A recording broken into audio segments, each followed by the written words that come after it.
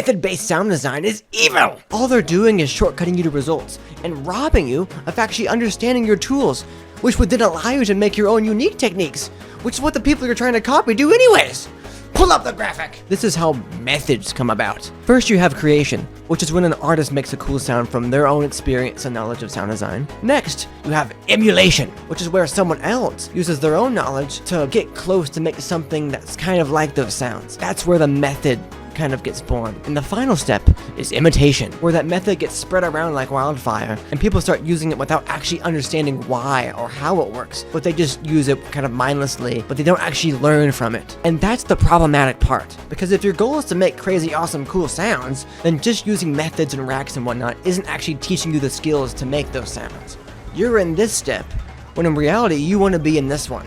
Point being, you're better off putting in your time doing your own experiments and building your own intuition, because methods aren't real if you just understand how your tools work. It's not a, oh man, load up this plugin, twist these knobs, man, it sounds fake, it sounds cool, man. It's a, oh, I want to do this. I know that if I take this thing and this thing, because I know how this works, I know how this works, if I put these together, it should give me this result, because I know how things work.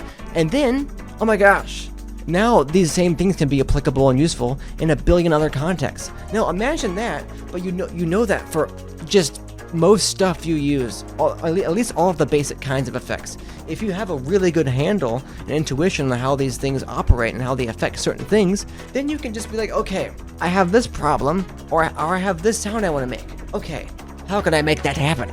Well, I know I can just do this, and then use this thing, and this should do this, and finally doing this last thing should put it in the space that I want it. It's like you could take that thing and then bundle it and say, oh, it's the whatever method, and then give it to someone who doesn't know how those things work, and then they would, and then they could like do it, but they wouldn't know why. And now we're back to the same freaking point, because the people who make the methods know what the stuff does to make the method. But if you don't, you're not learning anything, and then you won't be able to make your own stuff. And then you're like, but I don't know how to do my own stuff. I don't know how to do my own thing. So I just do the things I know work from other people. I was like, well, okay, but like, what's your goal? Is your goal to be able to make your own stuff? That sounds cool.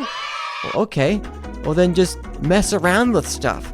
Take a simple sound or a simple waveform and just put different effects on it and see what it does, and just keep doing, and just keep processing and doing weird things, and then saying, okay, this does this and this does this, and then just keep building up experience. You're not going to build experience by just doing other people's methods. You're not going to learn how to get to where you want by just copying stuff other people did, or like getting a rack from someone and putting it on your thing and being, oh man, this rack makes my sound good. I don't know how they did it. I mean, there's so many effects in this rack, but I mean, it makes my sound good. Okay, just look at it. Okay, if you do method stuff, just look at the plugins or whatever effects and turn them all off and mess with the knobs and see what each thing is doing, because you can learn from methods. And if someone posts a cool method and you don't know a specific plugin or how something works or whatever, you can just look at it, turn everything else off, mess with knobs in it. If you have no clue what the plugin is doing, you can just Google what it is. Like, oh, I didn't know what a vocoder was, but now I do, because you Googled it or whatever. Just, absorb as much as you can. The main thing is just be mindful of your processing, because if you are, then suddenly everything you're processing becomes an opportunity to learn and just see how stuff works on different things and add more tools to your mental toolbox. This whole thing is just doing enough stuff to add enough little pieces of information to your mental toolbox of how things work.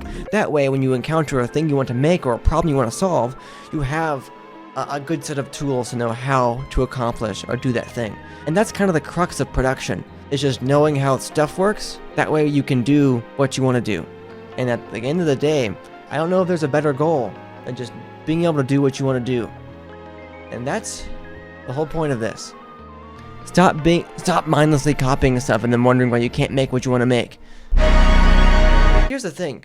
Copying people, or copying artists, is actually an extremely useful thing for learning how to produce. In fact, the emulation stage in the previous graphic, that's where a lot of your favorite artists actually sort of found their sound, or sort of built the skills to get good enough eventually to be able to make the kinds of music that you like. For example, I've heard from a lot of different producers that they started off trying to copy someone else, and then, got it wrong. They didn't end up copying that person, but they ended up stumbling on something else that was their own. I'm pretty sure that's what Infect did. Don't quote me on that, but I think he said that somewhere. And I personally know a ton of people, including myself, who started off trying to copy Virtual Riot, and that's like I downloaded Ableton, and the first thing I did was try and copy the 10-minute drop challenge. And then for the next year, all I did was try and copy Virtual Riot. Like, to an extreme degree, I copied his project layout and everything. And then that's how I learned a lot of basics. And then from there, I started doing my own experiments, doing other things. And then eventually I got, grasped on some stuff. And now I'm yelling at you over the internet. Yeah, but this isn't to tell you, do this or don't do this or do although it is a little bit. The point is, do what you want to do, but do it in a mindful way where you're learning and sort of building up a mental bank of how stuff works. Because then, in time, you will be able to just do so much more. It'll be great. You'll thank yourself for the effort you put in now. And also, it's fun as heck. It's fun as heck. It is fun as heck. Because imagine being like, oh, I want to make this sound. I don't know how to make it.